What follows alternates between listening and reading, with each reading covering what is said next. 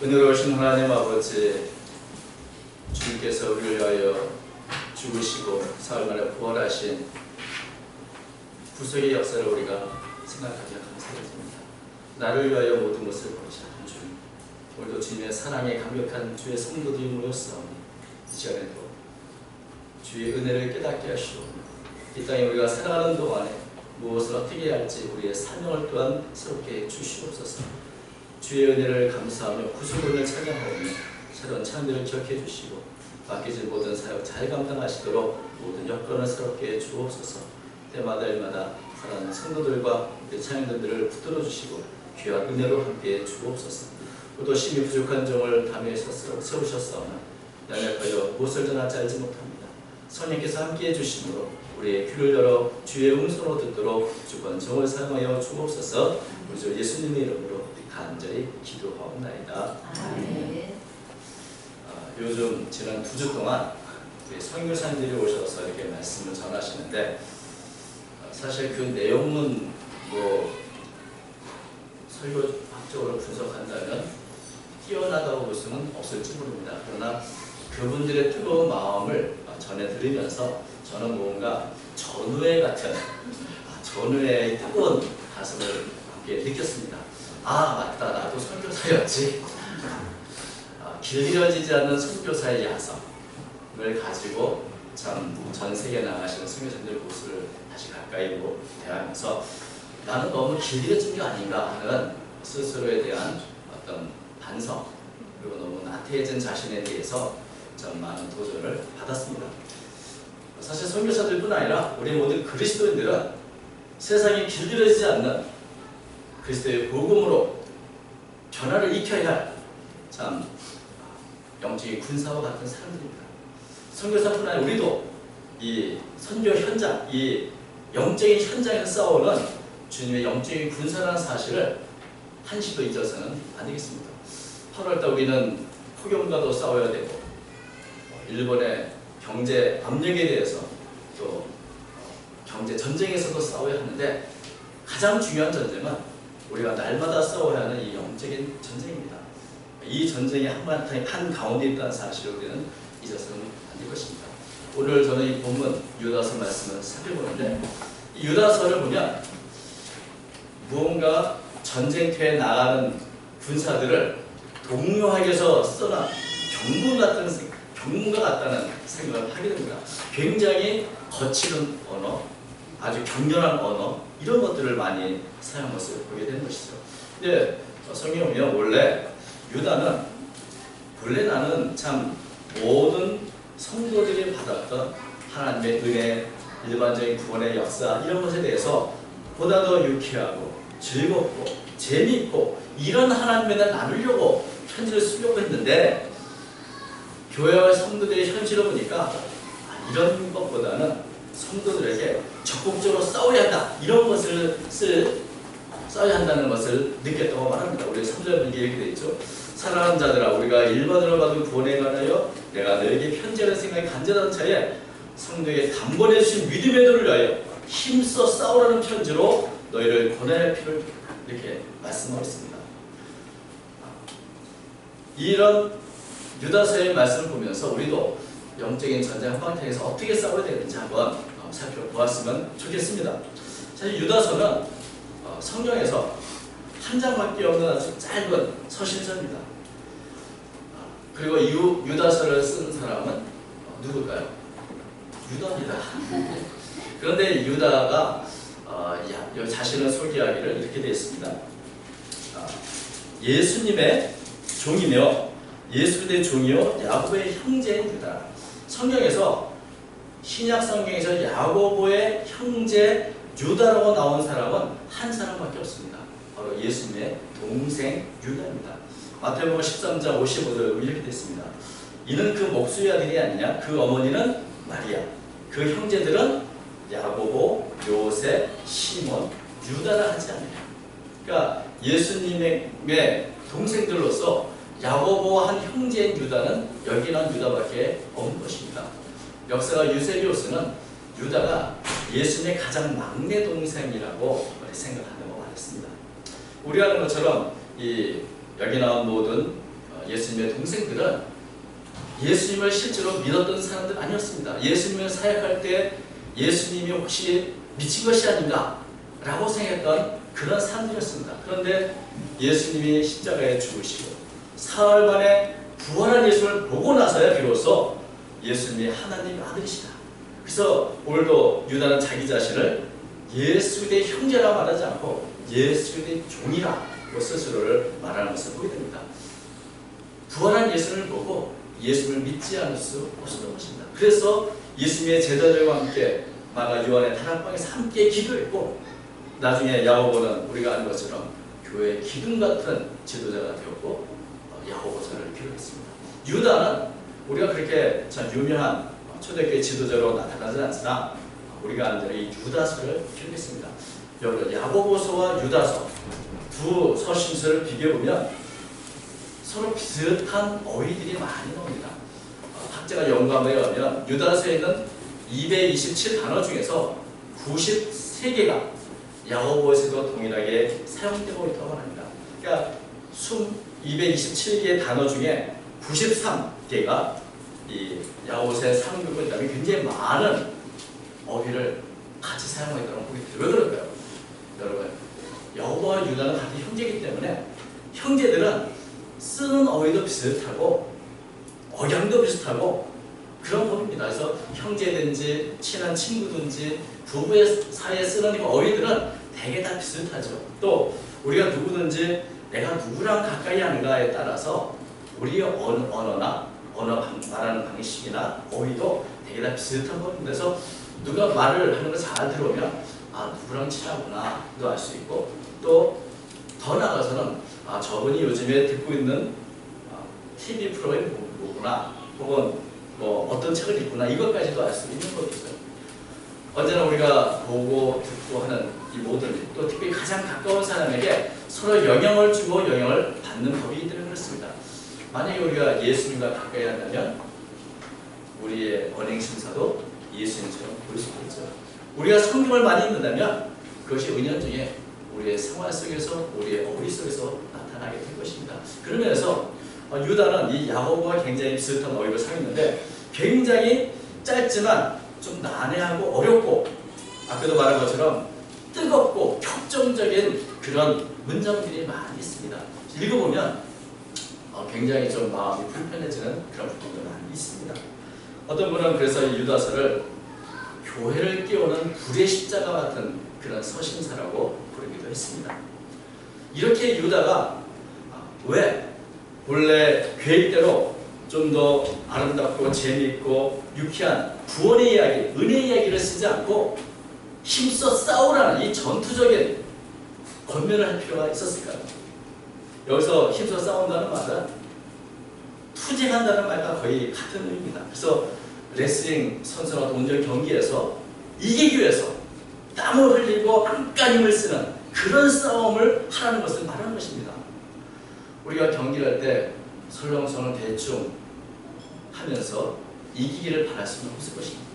내가 가진 힘, 내가 가진 기량, 내가 가진 모든 훈련, 모든 걸 활용해서 싸워야 그 경기든 전쟁이든 싸워서 이길 수 있는 것입니다. 그런 면에서 유다는 진리를 따라 복음으로 살고 있는 성도들이 이 세상을 살아갈 때 그냥 대충 그냥 적당히 이렇게 살면 안 되고 하나님이 주신 이 진리의 도를 따라서 이것을 지키기 위해서 최선을 다해 치열하게 몸부림치며 마치 경주하는 레슬링 선수처럼 싸워야 할 것을 말해주고 있는 것입니다.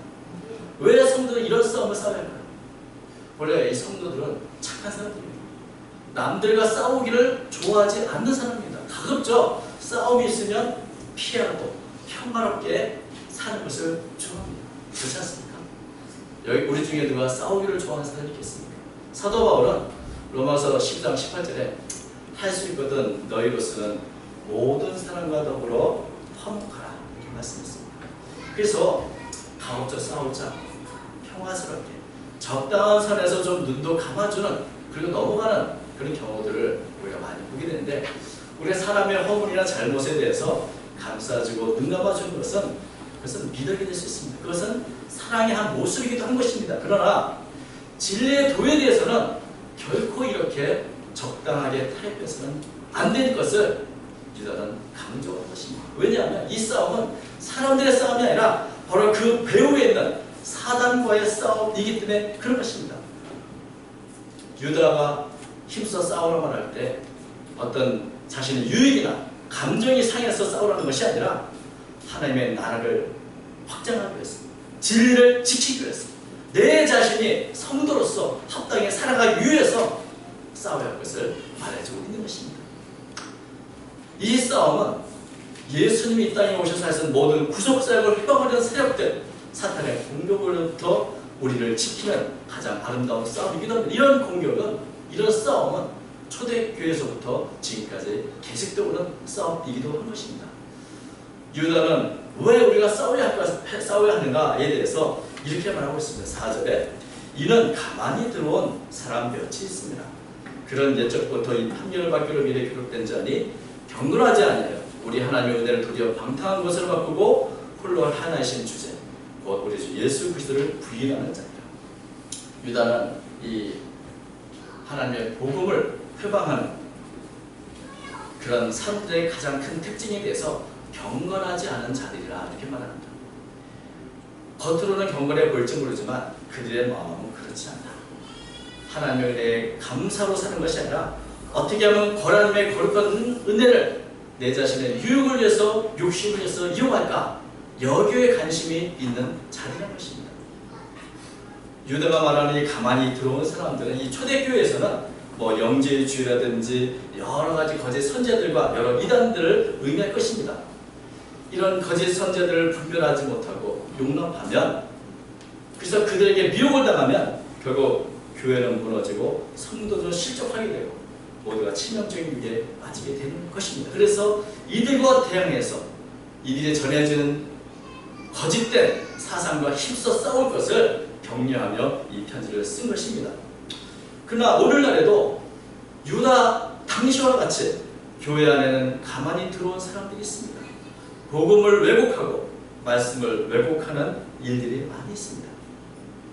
이성주의와 인본주의, 자유주의와 신비주의, 세속주의와 각종 이단들, 너무나 다양한 잘못된 생각들이 가만히 교회 안으로 들어오고 있고 우리의 성도들의 마음속에 침투하고 있는 것입니다.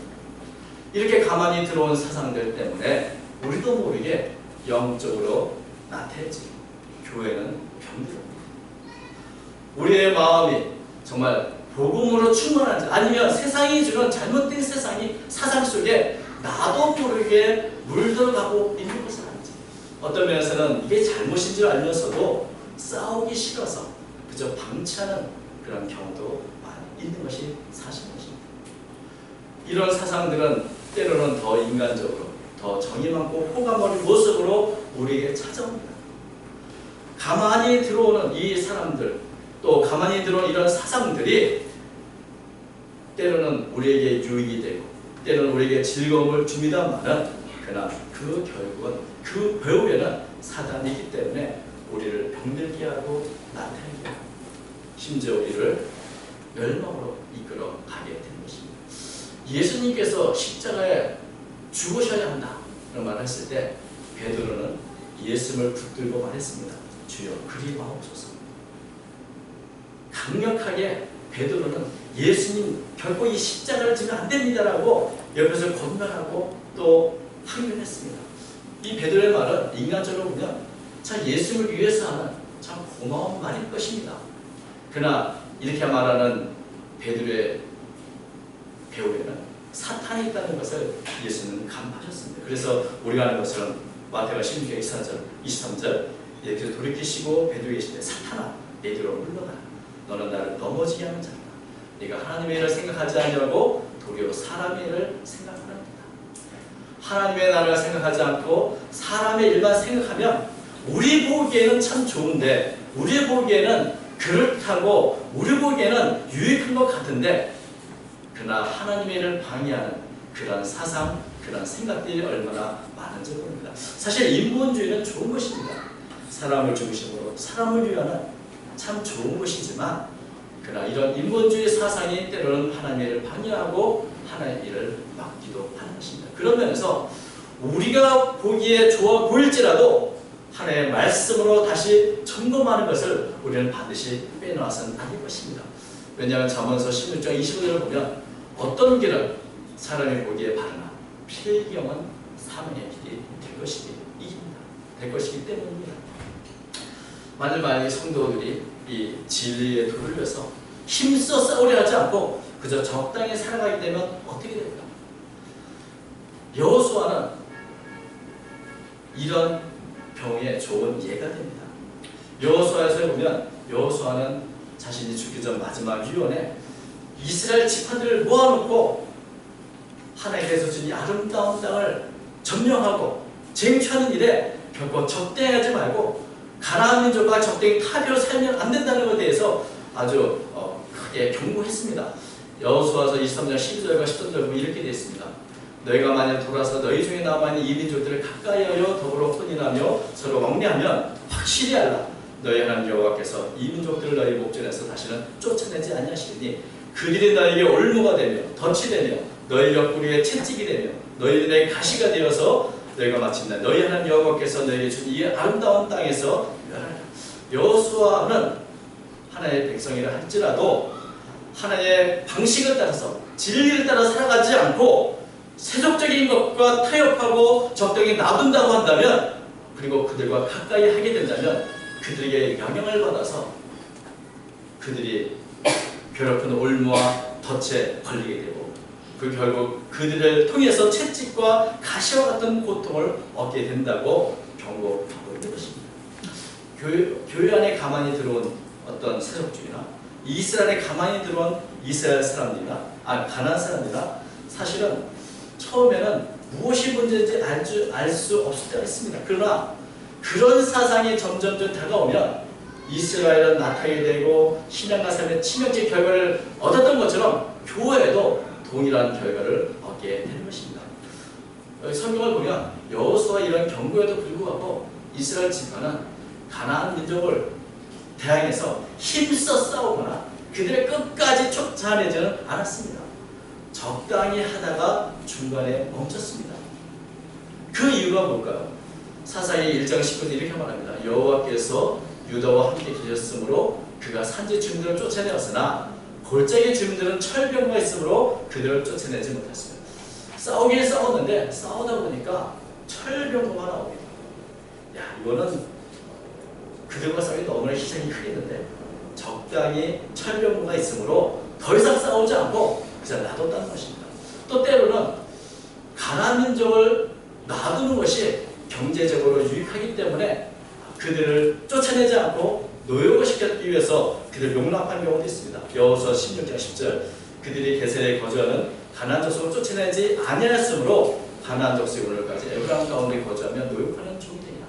다시 말하면 이 가나안 민족을 철저하게 쫓아내야 한다는 하나님의 말씀과 여호수아의 경고에도 불구하고 이스라엘 백성들은 때로는 너무 힘이 들다, 너무 철병과 같은 그들과 싸우기 너무나 우리가 참 역부족이다, 이런 믿음 없는 모습이거나 혹은 그들과 그렇게 끝까지 싸울 이유가 무엇이겠는가, 그들을 이용해서 그들을 노역을 시키는 더 유익하지 않겠는가, 이런 인간적인 생각들로 가나안 민족과 함께 거주하게 되었던 것입니다.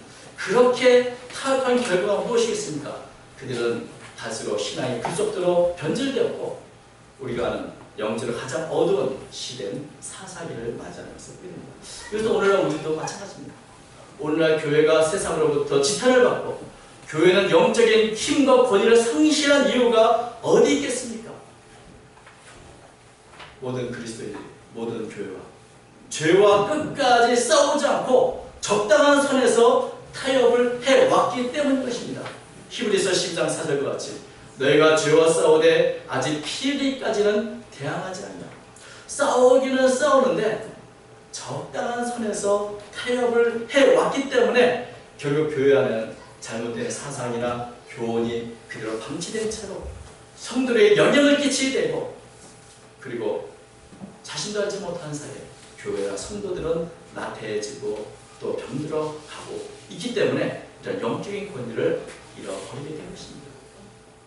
여러분 우리 자신들의 삶과 신앙을 한번 돌아보시면 우리는 과연 피 흘리기까지 힘써 죄와 싸우며 살았는가? 아니면 잘못인 줄 알면서도 그래서 적당히 타협하며 살아가고 있는 아니냐? 우리는 이렇게 살아오면서 겉으로는 평화롭고 모든 사람과 화목하지만 그래서 뭔가 풍요로운 생활을 사는 것 같지만 영적으로는 가장 나태하고 부패한 그런 삶을 살아가야 되는 것입니다. 우리가 적당히 타협하며 산다면 당장은 평안하고 유익이 있을지 모르지만 그것은 실패를 하는 멸망의 길을 걷는 것입니다. 죄와 적당히 타협하는 것은 그 모든 것들이 결국 모든 죄들과 모든 타협했던 것들이 결국 나를 괴롭히는 가시와 올무가 되고 나의 삶을 올가매는 그런 함정과 같은 길이 되어진 것입니다. 그런 면에서 이 유다는 우리로 하여금 진리를 지키기 위해서 힘써 대항해 싸울 것을 겉면에 주고 있습니다. 힘써 싸우는 것은 결국 무엇입니까? 우리가 거짓 교사 이단들과 함께 같이 욕하고 같이 힘으로 싸우는 것입니까? 그렇지 않습니다. 유다가 주는 힘써 싸우라는 말씀의 결론은 20절에 있습니다. 사랑하는 자들아 너희는 너희의 지극히 거룩한 믿음 위에 자신을 세우며 성령으로 기도하며 하나님의 사랑 안에서 자신을 지키며 영생에 이르도록 우리 주 예수 그리스도의 긍휼을 유다서의 이 힘써 싸우는 말씀은 결국 거룩한 믿음에 자신을 세우고 성령으로 기도하고 자신을 지키며 살아가는 것을 말해주고 있는 것입니다. 웨슬레는 이런 영적인 전투에서 이렇게 말한 적이 있습니다. 이런 싸움 겸허하고 유순하게 사랑으로 해야 한다. 그렇지 않으면 그 다툼으로 인해 영혼은 더 파괴되고 명분은 손상을 시키게 되기 때문입니다. 우리가 이 진리의 싸움은 다른 싸움과 달라서 힘으로 싸우는 것이 아닙니다. 이것은 그렇게 힘으로 싸우게 되면 오히려 하나님의 영광을 가리는 일이 될 것입니다. 이런 싸움은 오직 하나님의 능력을 더디고서 싸워야 하는 것입니다. 고린도서 10장 4를 보면 우리의 싸우는 무기는 육신에 속한 것이 아니요 오직 어떤 견건지도 무너지는 하나님의 능력이라. 성들이 싸우는 가장 큰 무기는 하나님의 능력입니다. 말씀을 통해서 기도를 통해서 성령의 충만해서 분별력을 가지고 내 자신을 지키고 내 영성을 바르게 세워 나가야 하는 것입니다. 모든 잘못된 사상과 거짓 교사들과 싸워 승리하는 법은 내 자신을 믿음에 바로 세워서 영적으로 강력한 힘을 얻는 것입니다. 하나님의 능력 더디어야 이런 전쟁에서 우리는 승리할 수 있는 것입니다. 여러분의 영적인 전투력이 얼마쯤 되는가 한번 생각해 보시기 바랍니다. 우리가 갖고 있는 영적인 전투력은 어느 정도 되는가? 우리 속에 있는 죄를 끊어버리고 더 많이 기도하고 더 많이 말씀 묵상하며 성령 충만할 때만이 우리는 승리의 삶을 살 수 있습니다. 우리가 싸워야 할 것이 많이 있지만 언제나 중요한 것은 내 자신이 올바르게 굳건히 서 있어야 한다는 것입니다. 내가 강해야 그 어떤 적도 싸워 이길 수 있습니다.